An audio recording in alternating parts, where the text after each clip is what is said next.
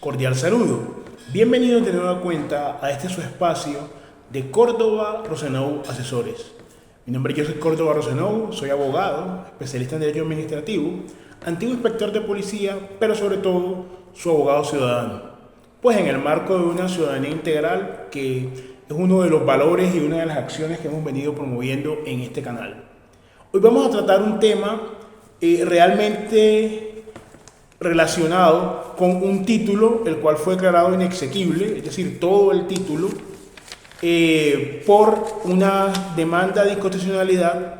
Esta demanda de inconstitucionalidad se da en la medida en que la Corte Constitucional, recordemos que hemos estado viendo en episodios precedentes que la Constitución es norma de normas, y como la Constitución es norma de normas, se requiere un control, ¿cierto? Una instancia, en este caso es la Corte Constitucional, la cual se encargue de velar porque el contenido de cualquier norma y en general la Constitución sea respetada, ¿cierto? Entonces los ciudadanos, conforme al artículo 241 de la Constitución Política, tenemos la opción de presentar una demanda de inconstitucionalidad cuando una norma, haciendo el estudio jurídico, a nuestro entender, violenta la Constitución.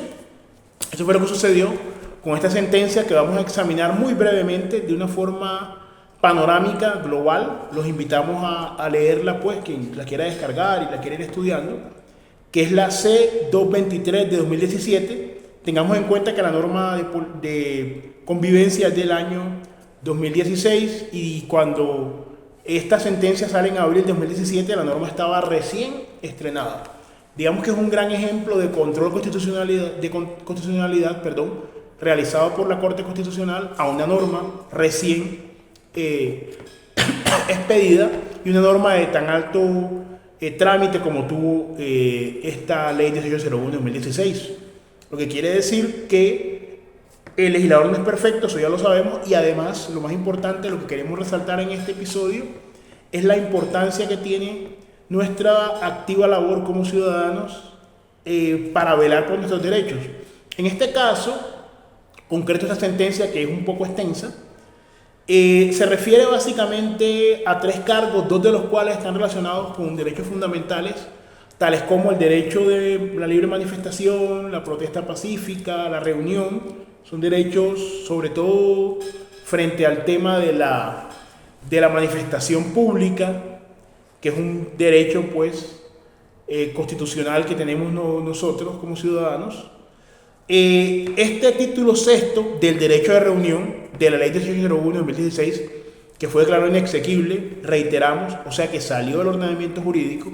Cuando ustedes vean la norma se van a dar cuenta que del artículo 47 al artículo 75, son casi 30 artículos de 4 capítulos, lo cual es bastante, fueron declarados inexequibles, sacados del orden jurídico porque violentaban la Constitución. Que nos quedamos entonces con esa idea.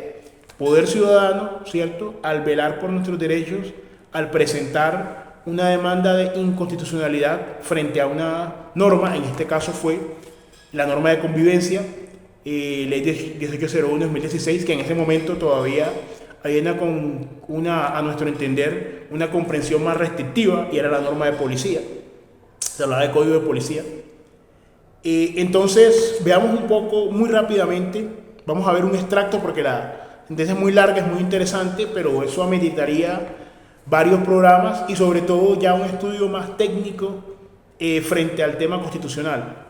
Entonces la intención del canal, hemos dicho, es nutrir a la ciudadanía con conocimiento, ciudadanía integral, pero sobre todo los ciudadanos que no cuentan quizá con un estudio jurídico o con un cargo público, ¿cierto?, o no están ejerciendo justicia, pero también son ciudadanos. Entonces es importante que conozcan la norma. Había unas cuestiones muy curiosas en este título y en los capítulos que fueron sacados del ordenamiento. Por ejemplo, había una disposición la cual ordenaba que para el tema de la manifestación había que hacer un preaviso por escrito y una serie de circunstancias de orden técnico que en esta sentencia C-223 de 2017, la Corte, bien a nuestro entender, se da cuenta que no solamente de manera formal, sino de manera material, atentaban contra la Constitución. Frente al tema formal, realmente debemos saber que hay un tipo de leyes denominadas estatutarias, que son unas leyes especiales, ¿cierto?, cuando atañen a ciertas condiciones, en este caso, para poder hacer una regulación perdón, de este derecho constitucional de reunión, había que hacerlo mediante una ley estatutaria. Eso en cuanto a la parte formal. Y una norma ordinaria, como la ley 1801 de 2016, no podía entrar a regular esas materias como lo hizo efectivamente. Y en el fondo, que también es muy importante, se está preservando pues el derecho de reunión. Hay un aspecto que está en esta sentencia, no lo vamos a ver en este episodio porque pertenece a un artículo posterior, que es el 162, que tiene que ver con la inviolabilidad del domicilio, porque estas normas derogadas también les permitían, cierto, a los alcaldes, mediante escrito, de alguna forma, intervenir en el domicilio privado. Pero eso lo vamos a ver más adelante cuando lleguemos a esa parte. Entonces, el título sexto del derecho de reunión tenía el capítulo primero, clasificación y reglamentación, de los artículos 47 y 52, capítulo segundo, expresiones o manifestaciones en el espacio público, del 53 al 57, capítulo tercero, actividades que involucran organizaciones de público no complejas, 58 y 59, y capítulo cuarto, actividades que involucran organizaciones de público complejas, del 60 al 75. Vemos que es bastante extenso, como dijimos, casi 30 artículos, lo cual no es poca cosa. Lo que nos muestra pues la importancia de como ciudadanos estemos empoderados y estemos encaminados y tengamos un conocimiento, una reserva de conocimiento que nos permita incidir por medio de esta demanda de inconstitucionalidad y en general conocer el sustrato constitucional, que es lo que rige toda norma. ¿Por qué? Porque si usted quería manifestarse de manera pacífica y públicamente y ejercer su derecho de reunión, esta norma tiene unas cortapisas a esas libertades. Vamos a leer algunos extractos para que ustedes vean. La Corte hace un resumen muy bueno. Antes de entrar a esto, decir que los demandantes no lo hicieron sobre todo este articulado, sino que la Corte hizo una integración normativa, sobre todo del capítulo tercero y capítulo cuarto. El tema es las aglomeraciones de público complejas y no complejas, porque ahí también habían unos artículos que, por ejemplo, en cierto tipo de aglomeración, ya la Policía Nacional de alguna forma delegaba esa competencia de seguridad en la seguridad privada de estas personas, de estos tipos de eventos masivos, y la Corte pues consideró que eso no era una situación constitucional y viable, que la policía no podía renunciar a esa obligación. Vamos a ver entonces uno de los apartes. En el presente caso, los artículos demandados y los sometidos a integración normativa de la Ley 1801 de 2016 contienen, como ya se dijo, una regulación integral, completa y estructural, en tanto que los artículos 47 y 48 definen lo que sean las aglomeraciones de público, es decir, las reuniones, y disponen una clasificación tripartita de las mismas, a la vez que establecen dos escenarios de reglamentación del derecho de reunión. El primero de ellos relacionado con la incorporación de nuevas definiciones y el segundo con la habilitación de la función reglamentaria a las autoridades municipales. B. Los artículos 53, 54 y 55 señalan y establecen, como lo indicaron algunos de los intervinientes, las condiciones de modo, tiempo y lugar que deben ser satisfechas para poder ejercer los derechos fundamentales de reunión, protesta pública, pacífica y libertad de expresión, así como las condiciones necesarias para su protección. C. Los artículos 56 y 57 prevén los modos de actuar de la fuerza pública, introduciendo también condiciones de modo, tiempo y lugar, condiciones de intervención y otros elementos relacionados con el ejercicio del derecho a la reunión y la movilización, los deberes de protección, sus límites y restricciones. D. Los artículos 58, 60 y 62 definen lo que sean las actividades que involucran aglomeraciones complejas y no complejas, a la vez que definen el papel de la Policía Nacional en ellas, invirtiendo el rol de dicha institución en el cumplimiento de la obligación constitucional de seguridad, que pasa a ser residual y no principal, facultativa y no obligatoria, privilegiando el servicio de seguridad privada sobre el público. E. El artículo 59 establece 10 prohibiciones en los casos de actividades que involucran aglomeraciones no complejas de público, mientras que el artículo 73 enumera otras 30 prohibiciones, esta vez referidas a las aglomeraciones complejas. Adicionalmente, cada una de esas normas consigna un parágrafo, trae un amplio régimen de sanciones. F. Los artículos 64, 65, 66, 67 y 68 establecen una minuciosa regulación en materia de planes de emergencia, de planes tipo y planes en temporada. G. El artículo 63 establece 9 requisitos que deben ser satisfechos para que pueda procederse a la programación de actividades que involucren aglomeraciones de público complejas en escenarios habilitados y no habilitados, previendo una regulación específica en el caso de los espectáculos taurinos en el artículo 70.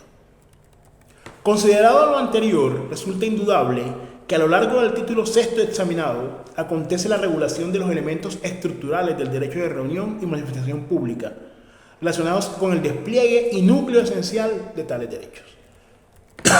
Entonces lo que la Corte está manifestando es que ese tipo de normatividad, como lo vamos a ver más adelante, no podía expresarse en los términos que lo hizo la norma de policía, porque es una norma ordinaria que no puede entrar a regular derechos tan importantes como el de reunión, que son de raigambre o de naturaleza constitucional.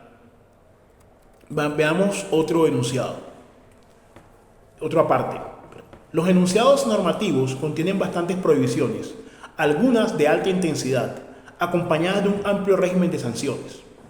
De este modo se prohíbe o cuando menos se censura el ejercicio de reuniones, manifestaciones y expresiones sin dar aviso previo y sin obtener permiso. Se prohíbe la emisión de varias clases de comunicaciones y mensajes. Se limita la actividad de la policía móvil ante disturbios si no hay necesidad, así como la participación del ejército, salvo en estados de excepción. Y se establece un régimen especial y amplio de prohibiciones a los ciudadanos en toda clase de actividades y aglomeraciones. Perdón. Las restricciones son también numerosas. Así, se debe dar aviso de la reunión y la manifestación con 48 horas de antelación.